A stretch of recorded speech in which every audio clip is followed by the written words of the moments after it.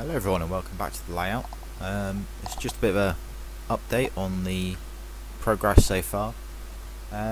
So at the minute nothing else has really happened within the shed other than buying a new heater, getting all insulated and boarded, painted.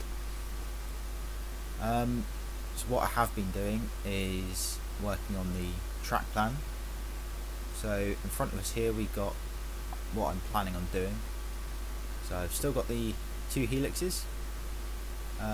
So just for reference, the blue line is the up line, the green line is the down line, and the red lines and the pink are the transfer and branch line to the yard.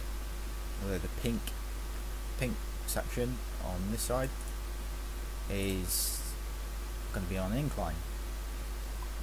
So what I'll do is I'll take you through the track plan and show you what I've come up with. So we'll start on the left hand side at just as we come off the helix. So we'll follow the upline. So we come into the first junction.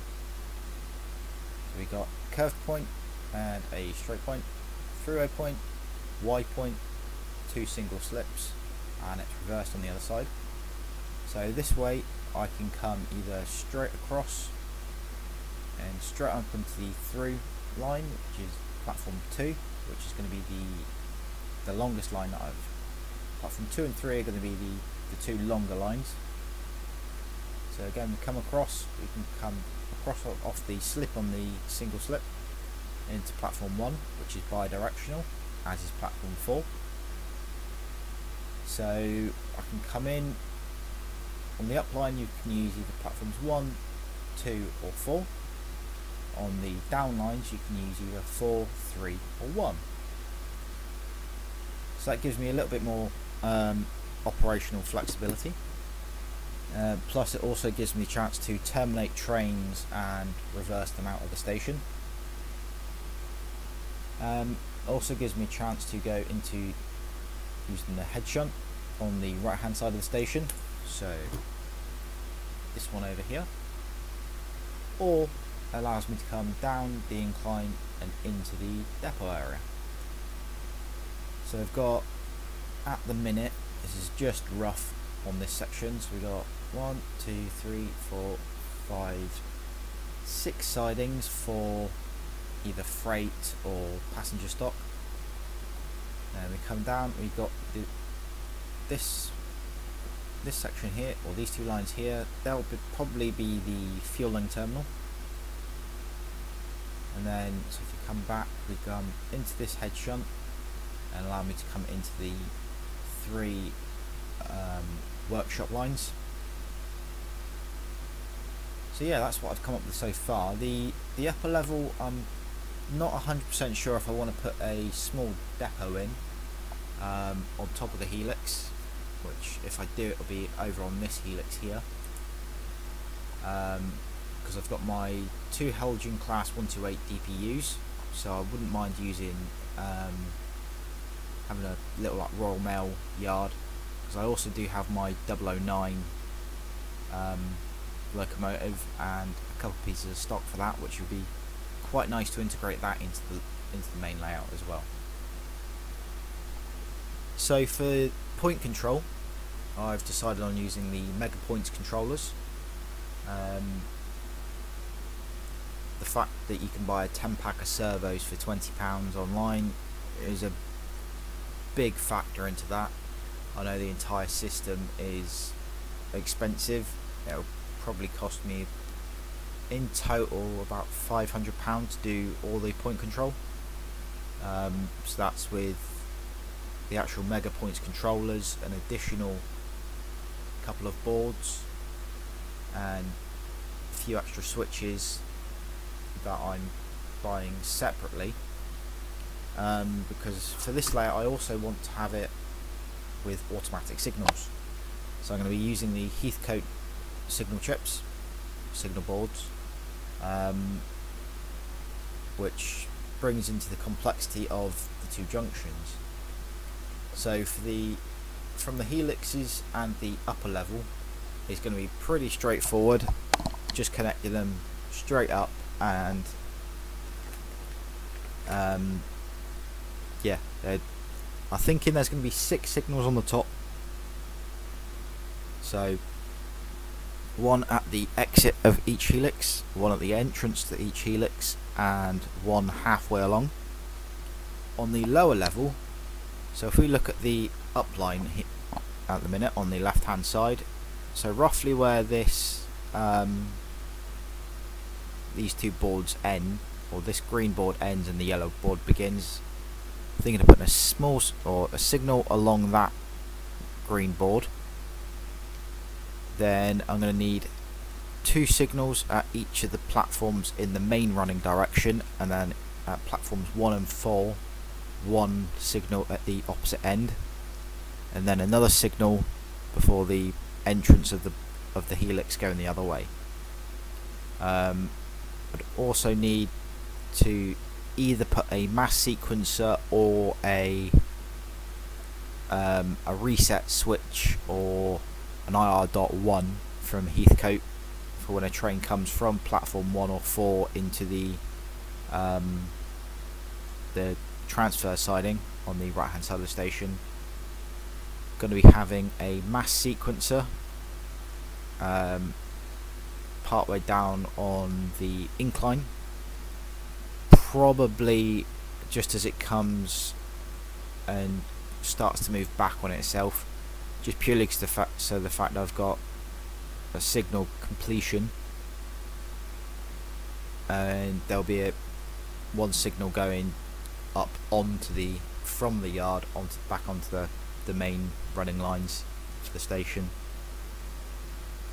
just so that everything is signalled. I'm not sure yet if I'm going to go for the SCAD 4s or the 5s. The upside to the 5s is that it's got the isolation section, so when the signal is at danger or red, it will isolate a small section of track in front of the signal so that the trains come to a stop.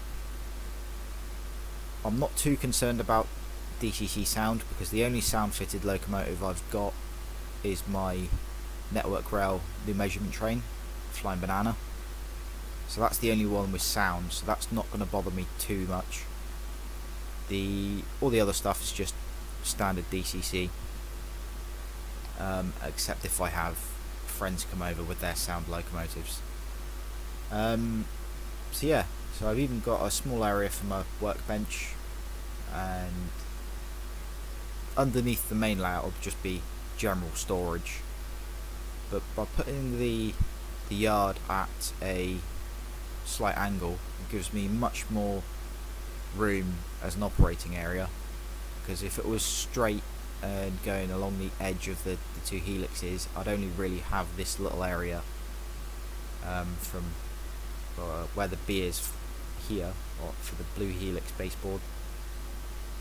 It gives me about half a metre square to stand in, so at least this way I get a bit more room and I can walk up and down, so if anything was to happen over here I can access it.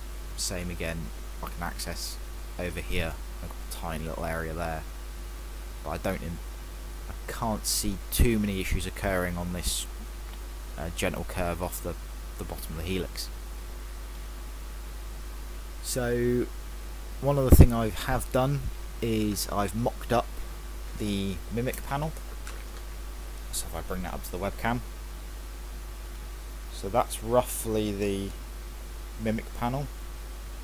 So what I'm going to be doing is, for the signalling, I'm going to be putting in, for each line, also for the up line and the down line, as an entrance and exit, there's going to be a toggle switch choosing whether the send and receive signal from the Heathcote signalling chips comes from the main line or the transfer lines, and then that will go into a 4-way rotary switch. Now terminal 1 will be for nothing, so if the signals don't receive a signal, they'll hold they'll hold the signal at red, so a train cannot proceed. Position 2 will be for the upline entrance, will be for platform 1, position 2 will be for platform 3, position 4 will be for platform 4. Same again on the other side. For the downline, position 1 will be again danger, position 2 will be platform 1, position 3 will be platform 3, position 4 will be platform 4. So yeah, I've been doing a lot of wiring diagrams just to try and get my head around how I'm going to be wiring it all.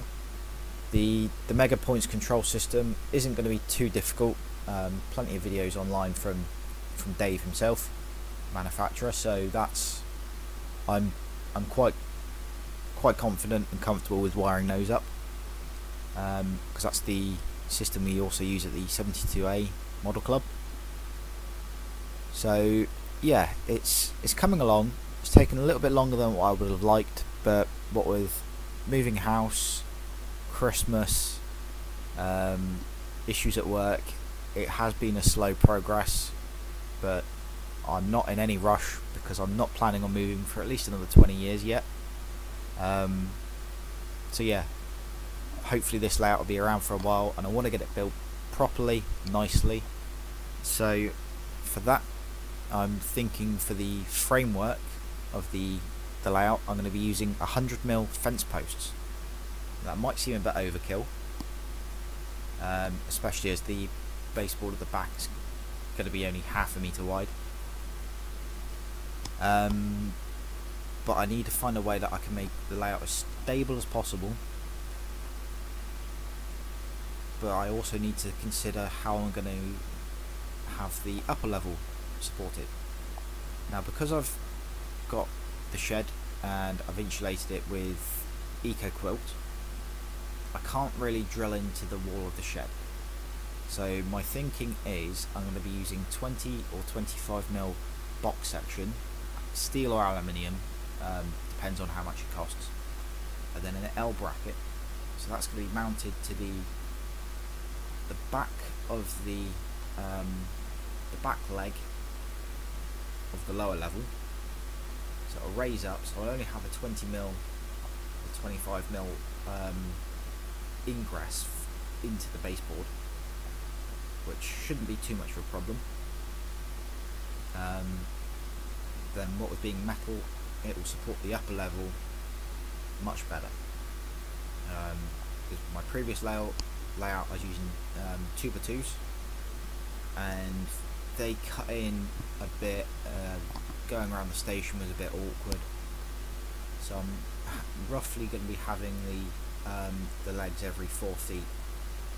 So I've got a 16-foot layout, so that means I'm going to have 5 legs, so one at each end, then 4 foot in from each end, then one smack bang in the middle. So hopefully in the station I'll only have to have the one cutout, because the station is just under 7 foot long. So I could disguise that as a with a bridge, or make it look like it's part of the lifts.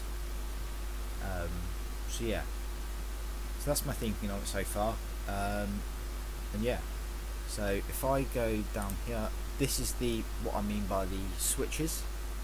So at each end of the mimic panel, the blues for the top and greens for the bottom.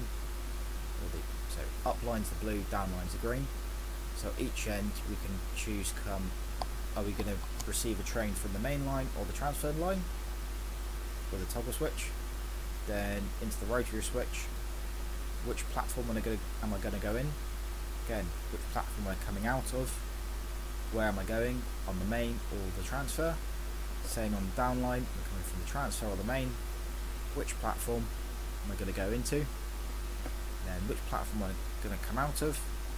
And am I going to go to the branch line or to the main line?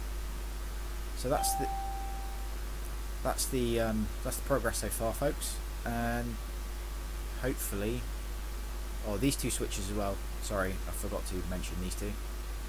For the transfer lines, I can connect a toggle switch so I can control the direction of travel on the two transfer lines, or the branch line, the yard line, however you want to think of it. So that would just be an on switch.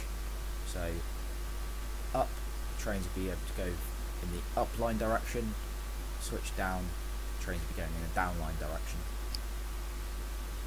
So yeah, that will stop any conflicting moves. And so if I've got a train going down to the yard from the station, trains coming up from the yard will receive a red signal.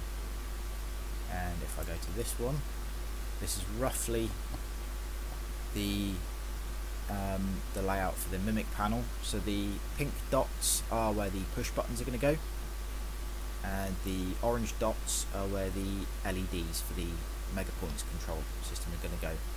So there'll also be a toggle switch here, and a toggle switch here, and then the rotary switches will go one above, one below, one above, one below at the ends of the what would be platforms 1 and 4. So thanks for watching, guys, and I hope to give you another update very soon. Cheers, bye for now.